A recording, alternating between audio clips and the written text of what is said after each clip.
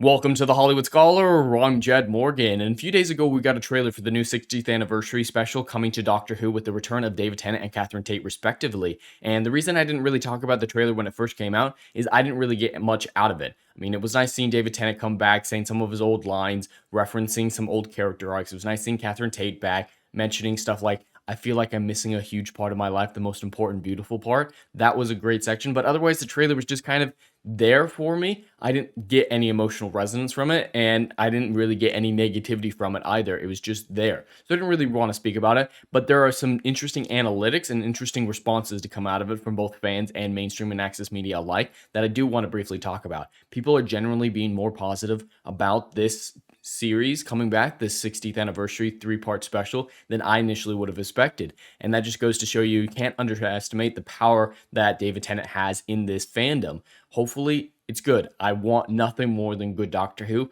but I've been burned too many times to actually believe it's true. But we have this tweet here from Star Whovian. Shout out to him. He just has all the analytics compressed right here for us. And just after a day of release, just a single day, this trailer is the highest view of a Doctor Who trailer on YouTube in years. 1.5 million. Most liked Doctor Who trailer on YouTube ever. 63,000 likes. That is insane. Best opening for official Doctor Who trailer of all time. 1.5 million after one day. We can actually go take a look at it right now and see it's actually gone up to over 2 million views in just the first 4 days with 74,000 likes. That's even blowing away the initial 24-hour stuff with that trailer. That is really impressive, and I'm happy for it. People are excited about the coming era, and that's something the Doctor Who fandom has been able to say for years now, 4 years.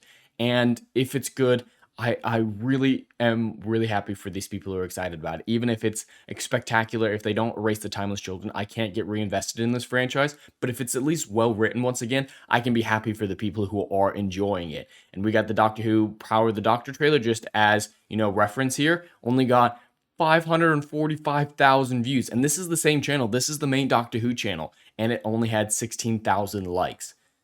That's not a good ratio. And this isn't the David Tennant reveal. That would make sense for this much of a ratio between the David Tennant reveal and the Power of the Doctor, because that's a big moment. The Power of the Doctor is just an average trailer for an average special, a regeneration special. But yeah, it's just a trailer. But they're very comparable to each other, not with the David Tennant reveal. Everyone already knew that David Tennant was around, so that's why this teaser is so impressive. It's resonating with people. As much as it didn't resonate with me, people are excited about it. Fans are excited to see Beat the Meat. They've been begging for him to come into the series for a decade now, more than that, and it's exciting to see them get what they want. Russell T Davies is giving them what they want, at least superficially at this point. Maybe the specials won't actually be what they want, but there is some good in here. There are some good signs here that the future of the Doctor Who franchise isn't as bad as I believe it is. There is hope still.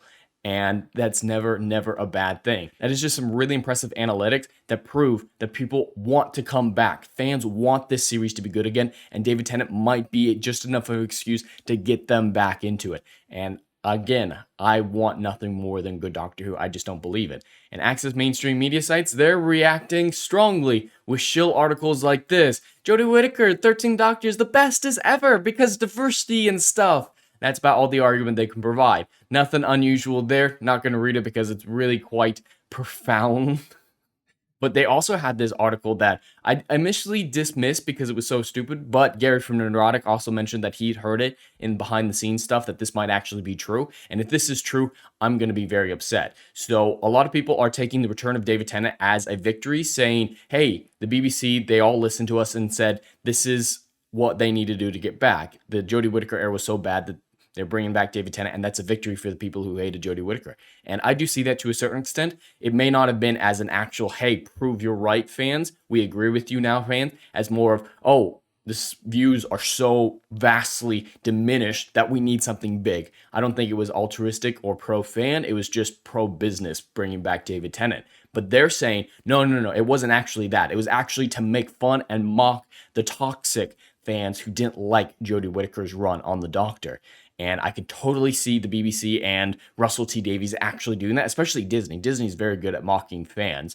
So this could actually be true. And it all centers around Neil Patrick Harris's celestial toy maker. Now, the rumor in this article and in others is that he's a massive fan of the Doctors and that David Tennant, Catherine Tate is his favorite combo. And so he's a toxic fan who just doesn't want to accept the future, doesn't want to accept Jodie Whittaker. So he pulls his favorites for a rerun, a rehash. And that's why they're back. That's why Donna's story is back to the forefront.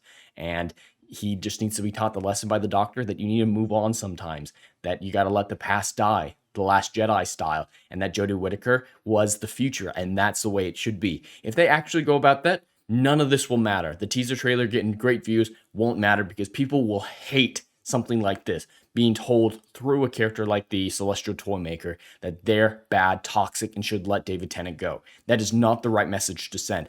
I don't know if it's true. It seems a little out there, but it's definitely a possibility in the current woke identity politics fueled environment in the entertainment industry currently. We'll have to wait and see. I have some hope, but then equally some major concerns, and I can't say one way or another in which camp I fall on and whether or not I think the 60th anniversary in the future will be good or if it's going to be a disastrous continuation of the Chibnall run.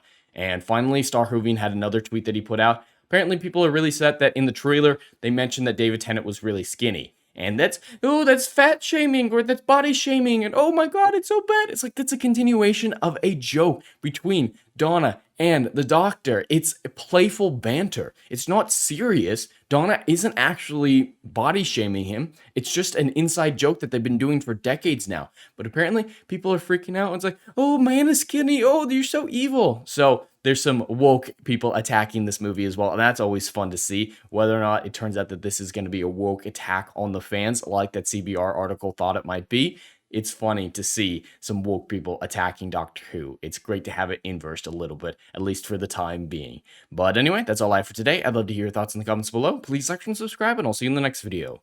Anon.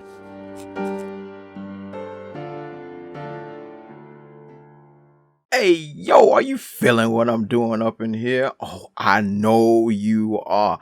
Do you miss all the good, compelling stories that we used to get back in Hollywood that they ain't putting down no more? Oh, I know you missing it. So check out my book series, Odyssey of a Phoenix, a mythological epic about philosophy, morality, and modern-day mental illness issues, baby. Book 1, Down in Flames. Book 2, Apocalypse Then. These are currently on sale. What are you waiting for? Get your hands on them. And we got Book 3, Kill the Dark, is coming down the pipeline. Just wait for all the good stuff that's dropping. You ain't gonna be disappointed, fam.